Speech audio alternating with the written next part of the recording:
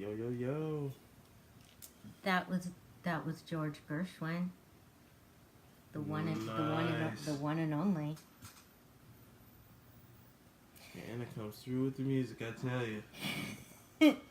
Oh, you're just being nice. I swear, I don't know.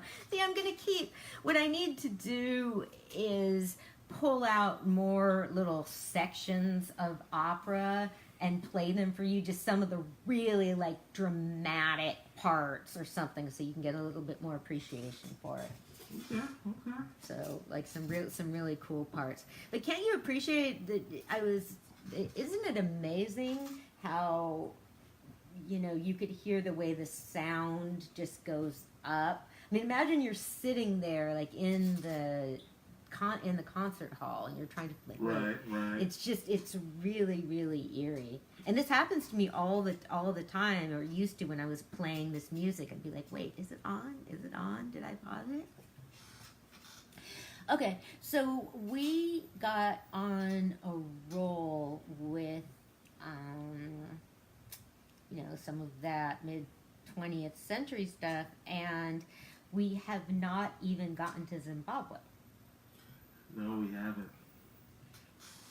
Okay, so as we talked about last time, Zimbabwe had an election. We've been following that really closely, and You actually called me on that, I think. of course I did. Yes. I didn't call you. I sent you a You message. sent me a message. Well, it's Yeah. just like calling somebody nowadays. It is. It is. I don't have anyone else to talk to Oh, yeah, about you that do. stuff. Not about that stuff like that. Okay. That's why I'm saying, I was like, wait, of all the stuff you could be asking me about, you're asking about Omarosa? I had to ask him, but that was just something I had to ask him about because I was kind of shocked when I saw it. I didn't think I thought she would have tucked her head and ran. You didn't already kind of kiss his butt. You're lucky. I don't know, man. You're lucky if you have friends that don't talk about it, because I don't think no one has really paid it, like really noticed it, or maybe there Aren't are you still people in the that. groups? Huh? Aren't you still in those groups? Yeah, but I haven't seen any posts from it. I'm gonna have to look on there. And see. I think it's everywhere. It's unavoidable. So, it's amazing now because you can follow on Twitter. So I was following different Zimbabwean people on Twitter, like hashtagging Zim decides. And so, okay, refresher. This was the first time that international observers have been allowed in the country, and so, and we've just been for the vote, and we were really hoping that Emerson Mnangagwa, Mr. Crocodile, was going to have a free and fair elections. You hope like it would be nice if you really sincerely felt that it was the right thing to do, and he needs to do it in order to have sanctions against the country lifted. So it is not doing the moral thing is usually the thing that works the best. I don't know. It does work out best. That's my bias. So there were some demonstrations and a couple people were killed, but it's quieted down. There were accusations of vote rigging, and I found myself in an interesting perspective of feeling like, okay, even if there's some cheating going on, I feel like he's on the right path, and I kind of felt like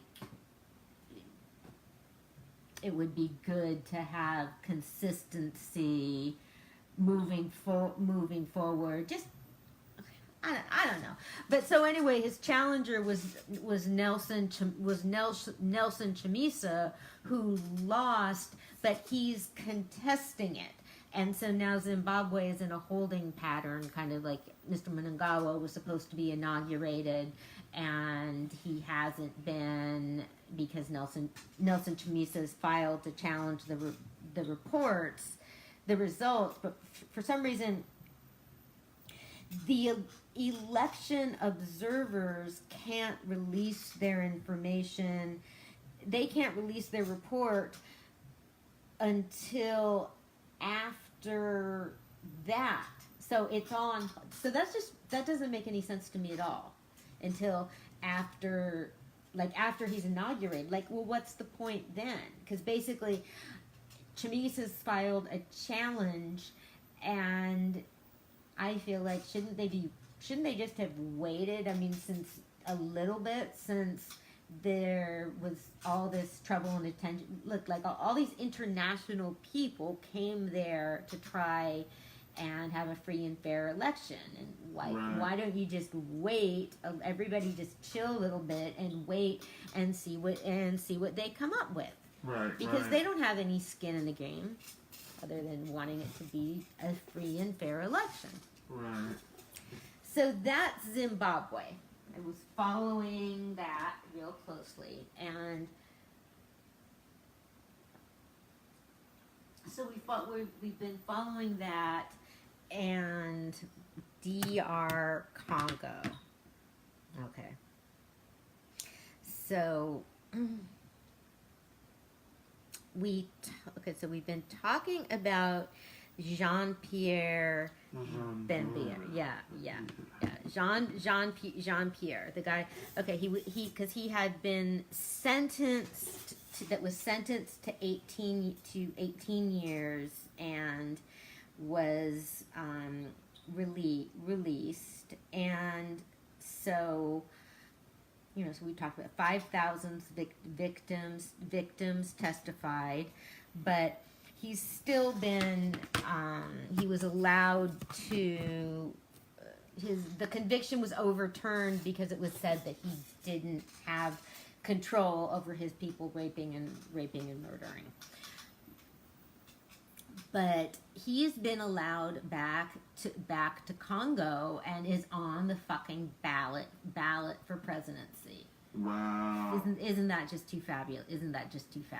But I follow like African news and stuff, but it's like, okay, well, if the people of Congo get a fair and honest chance to vote, that's their right. If they get a fair and honest chance. Moise Katumbi, who we've talked about before a little bit, who is from Katanga, which is kind of interesting because that's the part of the country where all the Dag Hammarskjöld stuff, a lot of the Dag Hammarskjöld stuff was happening, or it was the breakaway. It's an area that's very, very rich in minerals, like all of Congo. That's why Congo has always had so many people there trying to like take all of its riches. The United States used uranium, like special uranium from Congo, to make the atomic bond. Okay, like. But so anyway, Moise Katumbi, one of the opposition leaders of DR Congo, is being blocked from entering the country. He's filed to run for president, but it's being challenged, saying that he hasn't been in the country long enough because he was exiled and came back. But if Bemba's been gone for 10 years or something. If he can run, it seems to me that Katumbi should be. It seems to me. It should be fair. I don't know. Yeah, he's been accused of hiring foreign mercenaries for his roles too. I mean, basically, it's like you're passing, but I don't know. I mean, it's just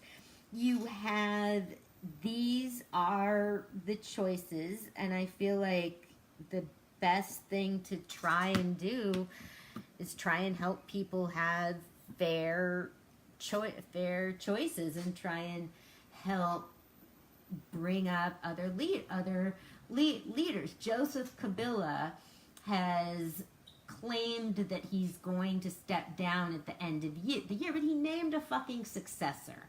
Okay, and like I watch Al Jazeera regularly, and they're usually pretty good. But there was a segment called "What is Kabila's legacy?" and I'm like, "What are you talking about?" Okay, I'll believe he's gone when he's gone. Wow.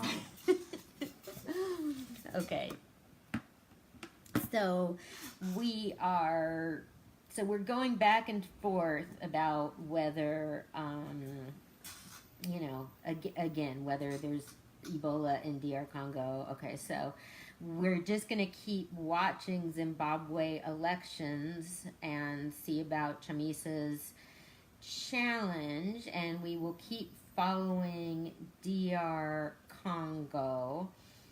And okay, Ethiopia and Eritrea, stuff's like moving along there. Okay, and so we talked, and okay, so this is really sad.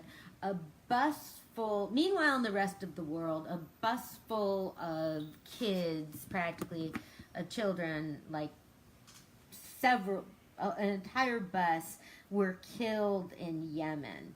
And the Yemen war is just, I'm trying to pull up Yemen on, where's Google Earth on my phone. It's one of these things that's really, well, that I think a lot of people in the United States don't know about.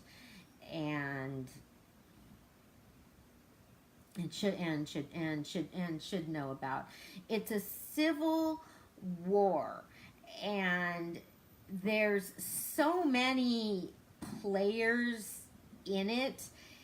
It's really complicated to get across. But Yemen. But basically, the United States has supported the rebels in Yemen, and I just don't think it's right, because along with because wait, you know what, we do have maps up on with my Middle East stuff about Yemen, about where Yemen is. Okay, well, it's just near the part of the world. So, the United States is involved has been helping to arm the rebels since, and that's why I consider it Obama's war. Okay, and because our friends Saudi Arabia are trying to help the rebels. And so the people, it's a civil war. The people in power, it's the Houthi. Oh shit! I have it on some other pieces of paper. They are backed by.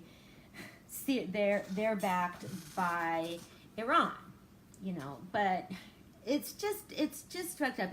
It's the worst humanitarian crisis in the world, and it is really a shame that it doesn't get more attention. And the latest is a bus full of kids were killed, and because it's just, oh my God, it's amazing in the pictures. It's so beautiful, just this blue water. It's a port city, and people. It's a border country, so a lot of people want to be able to go through, to have that port access. And so the United Nations was working on, they've been told that they can have some control over the port.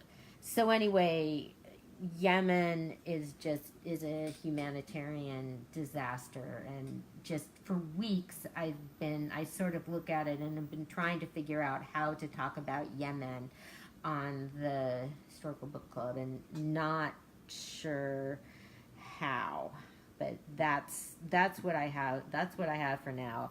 I've been watching this great. Okay, so we have so what? Just before I get to this. Okay, the breaker. Oh shit. I had to track these books down. I'm really afraid of these interlibrary loan books. I should just fucking buy the books. But I discovered an author who just is, it's so great when you find that, who works in the areas that I'm interested in, the connections between Bayard Rustin and Ralph Bunche and Doug Hammarskjöld. So, okay, wait. So we were talking about. I just have to make sure that nothing else is going on in some of the places that we cover. You with me here? Mm-hmm. You are? Mm-hmm. Okay. Is there anything? Okay. Do we have anything we need to get back to? I'm just looking over some of this stuff we've been. Oh, okay. So, well, once again, okay, we're still watching. The leaders of South Sudan. We follow that dispute. Once again, it's watching this piece and seeing if it will hold. News from South Sudan, though, is that my friend Emmanuel Jal, the rapper, has some new videos on YouTube.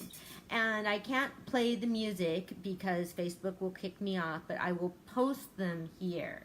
Really amazing. Who's song? So, Emmanuel Jal, he's the one. I played some of his music. He's the South Sudanese rapper. He has that one. We can try it though, because it's changed. It's a little different. You don't want to give it a try? I'll give it a try. You can try, man. You gotta be risky when you. Well, no, but you're it's on not. Anna's Historical Book Club. It's not. Well, we can. I mean, we can. When you're ready to play, let's just see what happens. Let's try it. Okay, but so yeah, we can try. So it's well, because I don't want them to take down the whole thing. So they won't take out the whole thing. No, yeah, they might if it's I don't know. I will post I'm just gonna post the fucking video, right. And Anna's a little scared a little bit. I'm not scared. You ever seen the movie Back to the Future? Yeah. Yeah, no. You remember how every time Marty would try to do good? No, I don't. No, I don't remember that well. It's been too long. Marty McFly, and you just lose it, and then. Okay, wait. South. I'm sorry. South. Man, how did you get to that from peace in South Sudan? Emmanuel Jal, who I had the pleasure of Skyping with and of meeting. I should have that picture displayed more prominently. I'm getting a Twitter presence, and my Twitter presence is about historical stuff because that's where I'm connecting. So that's where I actually have pictures of me with important people. Nice. Okay, so that's what is going on there. So I can go on about. I have a lot right now. Just about this, because kind of okay, there's this 4-volume series biography about Lyndon Johnson, and it's 4 volumes just getting to him and being in the presidency. So the guy is just super thorough, and so I don't think he'll ever finish. It took him 18 years each book, so I don't think there will ever be a 5 one. I should just say that it's a 4-volume biography because it's fine. There's a lot more information about after he was president. But anyway, this covers I think 12 years in his life. There's books and books and books in between it. So what I was doing, I was having a lot of fun with this book that I've been talking about, the civil rights and human rights. And because after you read a book like this, you go to a book like this and find out and read about the events from this perspective. Okay? You with me? Yes, ma'am. Okay. So, just with, and it's just so important just to do that about any historical facts. And that's what makes things fun. And so, what I was going back and looking at was something called the Brinker Amendment. And okay, I first read about it. That's one of the many reasons you need to keep reading is there's stuff you go read other stuff and then you come back and get a deeper understanding, because I read about this legislation before and it was just and I've seen it. It was more. I just understood the issues in a different way. Okay, so the Bricker Amendment was passed to require an overseas or international treaty to be ratified by not only 2/3 of Congress, but a certain number of states. Like, international treaties. So that's just crazy, because that's never going to happen.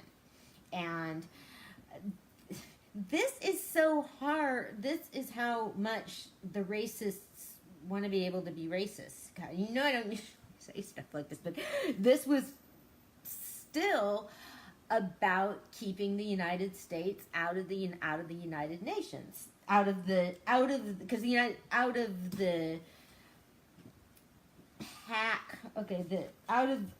human rights segment of the United Nations, because the United Nations was in the United Nations and still is kind of. So that was the Bricker Amendment. It was to limit the powers of the president.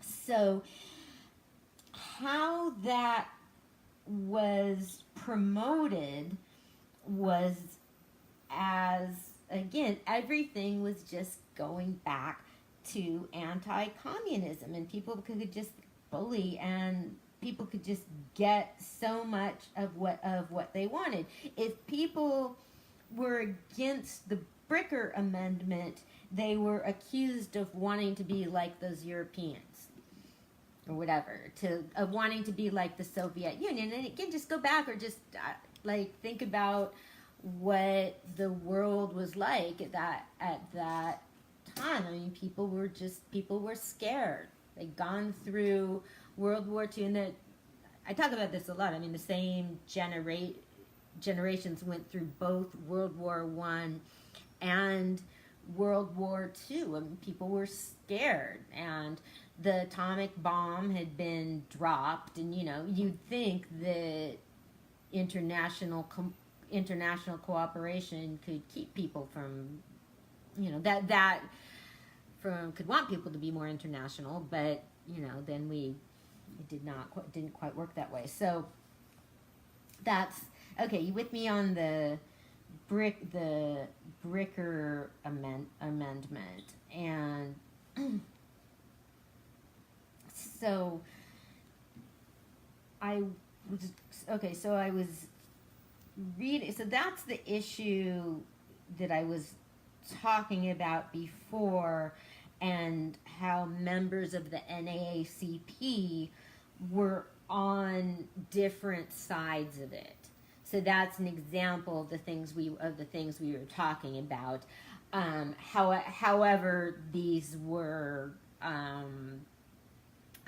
just outstanding, heroic men, and heroic, brilliant, incredible. So they are not no comparison to to Omarosa. I mean, it's for people that had different ideas about how to get things done and what could be done. But what I also learned was there were big ego clashes within the NAACP, as happens in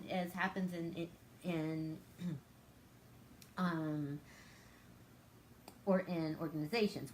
W.E.B. Du Bois, who founded the NAACP, like wound up being like voted out by the board, and so it was pretty okay. So that was the Bricker Amendment, but what Lyndon Johnson did, and I don't know if I should. I was even thinking about reading some of this aloud, because the connection in order for it not to pass, he got someone else to propose a milder version or something, and what he would do would be to stack votes, kind of, so that it would, because he didn't want presidential power to be limited, because he knew he was going to be president someday. Right. So he needed to vote. He didn't want it to pass, but he had to make it look to his constituents like he didn't. I mean, everything with Lyndon Johnson is so fucking complicated. If we take a break, I might read some of this aloud. Some of the things I've talked about, because we talked about Ralph Bunche and the colonial mandate. So this was just really fun. I was very excited to find this author, Carol Anderson, to find out that she'd written about this issue. Okay, because I'm looking here because along with the Brinker, sort of the connection between the Bricker Amendment, and here's more about the NAACP, or just the issue of how politics are manipulated between the states and the federal people, and that whole thing. Okay, so we talked about some of those conflicts within the NAACP were playing out. It's pretty amazing, along with all the stuff here.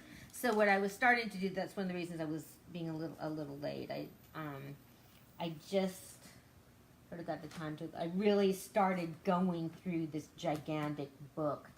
It's kind of like, that's about 250 pages. The guy has a chapter. I mean, the book is like a chapter in one of these books. They're massive. Okay, so you know how we were talking about talking about government. You know how I was talking to you about how ISIS is self-supporting. Yes. Okay, we were having this discussion. I said I was going to go. We talked about how ISIS.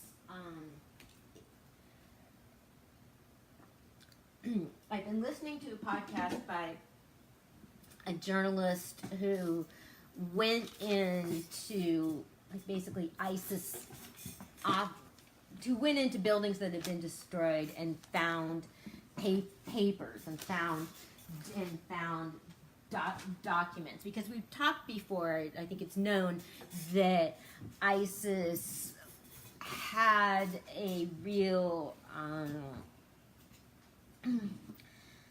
had a real operation set up for sex trafficking. It was all organized, and there were like blueprints and rules. So, you know, I knew about that, and so what they would do would just move into a town, sort of like in some of the mafia movies, and just say like, okay, we're taking over, and keep civil servants and all of that. They were told were told to come into work. So they collected tax. Because remember, you didn't believe me about them being self-supporting. They collected taxes. Okay, they taxed everything. They taxed transactions, and so yes, they were self-supporting. Most terrorist groups are getting like donations from elsewhere. They're getting like weapons, but these guys are self-supporting, which is just, again, like why they're so fucking scary. And ISIS hasn't gone any. You know, they've raised a generation. I mean, all these people have like tons and tons of kids, and they're being raised to be like, you know, little boys are being raised to like shoot things. Little girls are being raised to be like, you know, sex objects, and it's really a mess. But wow. Yeah. Okay. Yeah. And okay. The other reason, like the myriad reasons that talking about terrorists coming in is stupid, coming into the country is stupid, is that they don't need that. They have Twitter. I mean, they recruit over Twitter, okay? They recruit, and the deep web and all of that. These guys are smart. So yes, do you believe me now? Taxes. That's believable. It's just odd to me how they do it. I mean, why is it odd?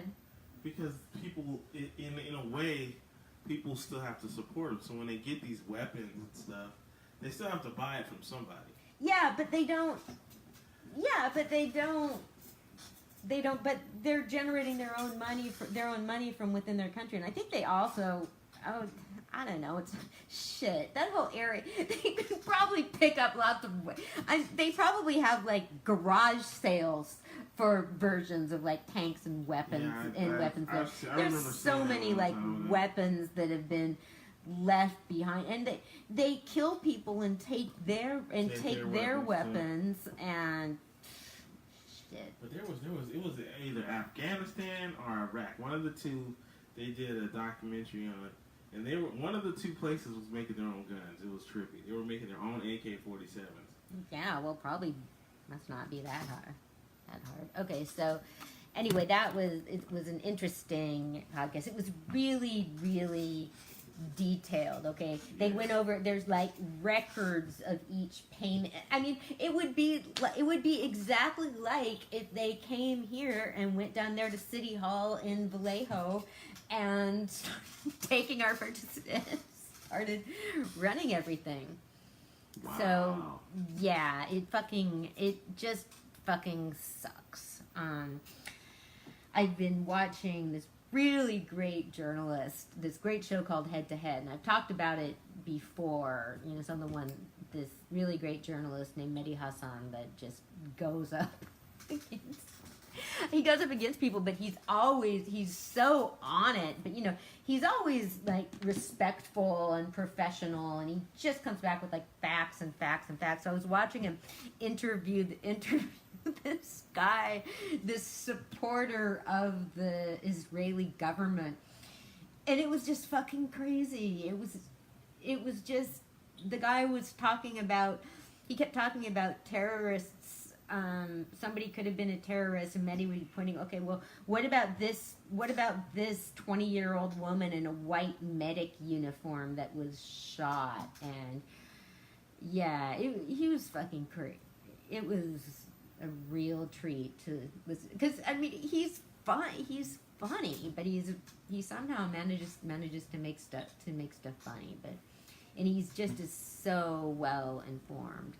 But so anyway, that is what I've been following. One of the things I've just been following so far as the state of Israel. Okay, let's take another break Be right back. Anna's Historical Book Club.